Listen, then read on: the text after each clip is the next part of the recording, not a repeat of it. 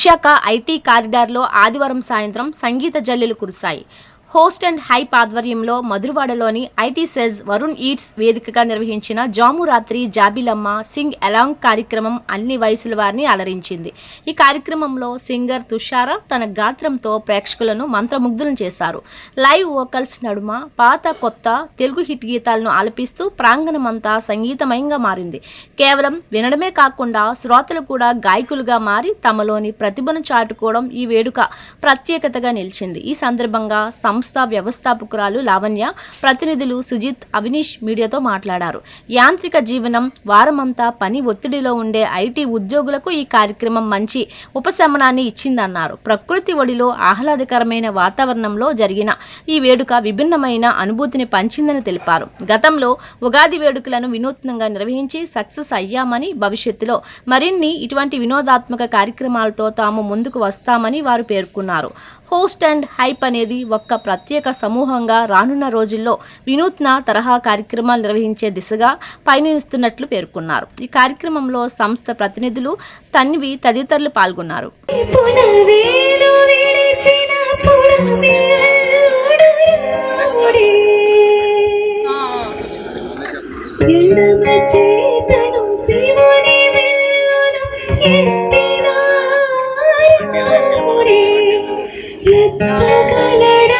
సీత జడను తాళి కట్టే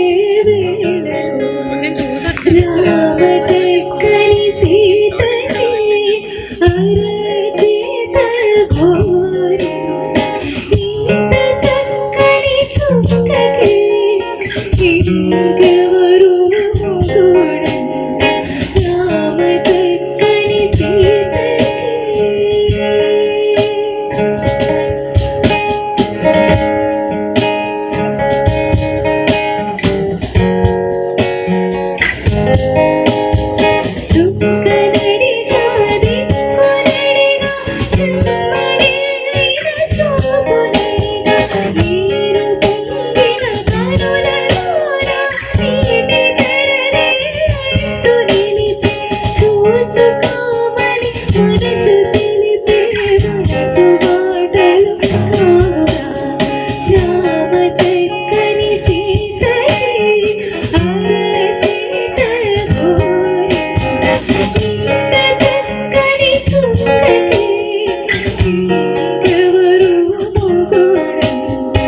నా పేరు లావణ్య, నేను host and hype ఫౌండర్ని.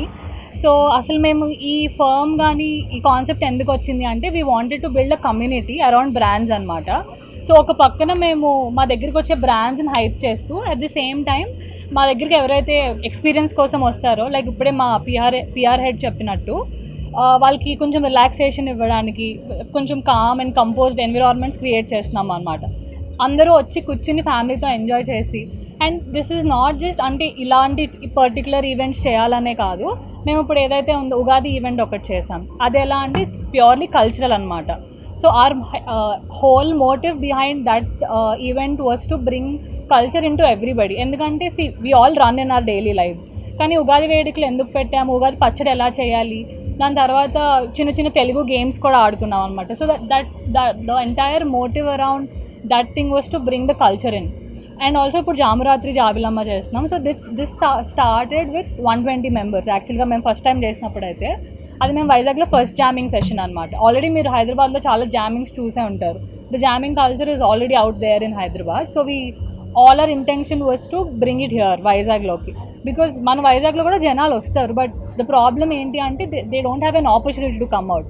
So that's exactly the opportunity that we're trying to provide here అనమాట.